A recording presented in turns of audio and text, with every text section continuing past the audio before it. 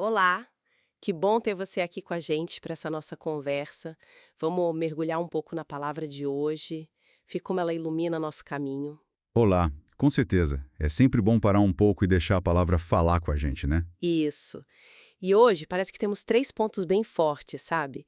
Essa coisa da memória que liberta, da gratidão que brota e da misericórdia como um guia mesmo. Exato. E o interessante é ver como essas três ideias, elas não estão soltas. Elas se conectam de um jeito muito profundo na nossa fé. Pois é, parece que uma coisa leva a outra. Bom, vamos tentar desempacotar isso um pouco. Vamos lá. Começando lá pelo Êxodo, né? A instituição da Páscoa, aquela história da libertação do Egito, é fundamental. Uhum. Deus agindo, tirando o povo da escravidão. E ele pede para essa memória ser viva, celebrada, com cordeiros, pães sem fermento e as ervas amargas para lembrar da dureza.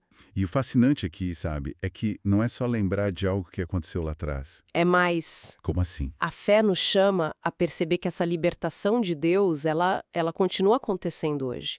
Nas nossas vidas, quais são as nossas escravidões atuais?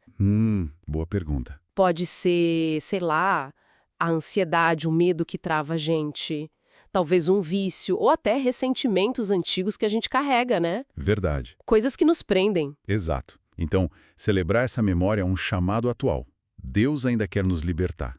Ele não nos quer presos nessas coisas. É uma esperança contínua. E essa experiência de se sentir libertado, puxa, acho que isso naturalmente leva a um outro lugar, né? Que é o da gratidão, como a gente vê no Salmo. Sim, o Salmo 115. Aquela pergunta: que poderei retribuir ao Senhor por tudo aquilo que ele me deu? É forte, mas, sendo bem sincera, no dia a dia, com tanta correria, tanta coisa, como é que a gente mantém esse olhar grato sem parecer meio alienado? Olha, essa é uma questão ótima, porque, de fato, a gente vive muito numa cultura da reclamação, do que falta, né? É fácil cair nessa. Sim, muito fácil. Mas a espiritualidade propõe um caminho diferente, o da gratidão consciente.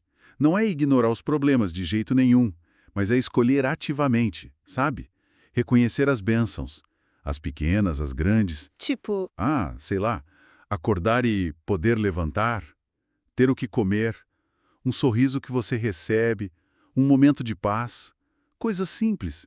Se a gente conecta isso, a gratidão vira menos um sentimento que vai e vem, e mais uma lente mesmo. uma lente. Gostei disso. É, uma forma de ver a vida. E aí você começa a perceber o cuidado de Deus ali no meio de tudo. Isso muda a nossa sintonia interna, sabe? Faz todo sentido e essa sintonia, ela nos prepara para entender melhor o evangelho de hoje, né? Mateus. Exato. Aquele episódio dos discípulos. Isso, colhendo espigas no sábado.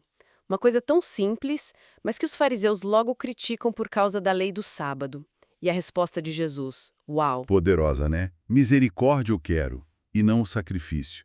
Ele está citando o profeta Oséias aí. E o que isso significa, assim, no fundo? Significa que a necessidade humana real, a compaixão, o cuidado com o outro, isso vem antes da rigidez da lei, pela lei. Não que a lei não importe, mas ela existe para servir a vida ao amor. Entendi. Jesus se mostra ali como o Senhor do sábado, aquele que dá o verdadeiro sentido para a lei. Ele está dizendo, olha, um coração que julga o tempo todo, mesmo cumprindo regras, talvez não esteja no caminho certo. Isso mexe com a gente. Mexe. Levanta uma questão importante para nós hoje. A nossa religiosidade aproxima a gente das pessoas com compaixão ou nos torna meio fiscais da vida alheia, focados só na regra? A misericórdia liberta. Liberta quem dá e quem recebe. Nossa, é verdade. E aí percebe como tudo se encaixa? A experiência da libertação lá do Êxodo desperta a gratidão do Salmo. Uhum. Um coração que é grato de verdade lhe transborda em misericórdia com o outro, como Jesus ensina no Evangelho. Sim. E quando a gente pratica a misericórdia, isso abre espaço para novas libertações na nossa vida e na vida dos outros. Rompe ciclos de julgamento, de dor. É um ciclo virtuoso, uma fé viva. Nossa, que bonito ver assim. Muda tudo. A fé deixa de ser aquele peso, sabe? Aquela lista de tem que fazer. E vira essa relação Dinâmica? com Deus, com as pessoas. Exatamente. Então, tá, pensando nisso tudo, como é que a gente traz isso para nossa vida prática? Para o nosso dia a dia mesmo? Boa pergunta. Talvez, sei lá, pensar em coisas pequenas. Tipo, parar um minutinho hoje e lembrar de alguma pequena libertação recente. Algo que te deixou mais leve. Pode ser, uma ótima ideia. Ou talvez, antes de dormir, só listar mentalmente umas 3 coisas pelas quais você é grato naquele dia. Por mais simples que pareçam. Sim, ajuda a treinar o olhar. E talvez naquela hora que o sangue ferve, sabe? Que alguém te irrita. Respirar fundo e tentar oferecer um pingo de compreensão em vez da crítica automática. Praticar a misericórdia ali, no concreto. São sugestões excelentes. E o mais importante é perceber que não são exercícios isolados, né? São como dimensões de uma mesma atitude. Que atitude! A de querer uma fé mais real, mais encarnada, que celebra a vida que a gente recebe e que se importa de verdade com a vida do outro. É um caminho, né? Um aprendizado constante. Com certeza, a gente tropeça bastante nisso. Pois é. Então, fica talvez uma pergunta para a gente continuar pensando, né?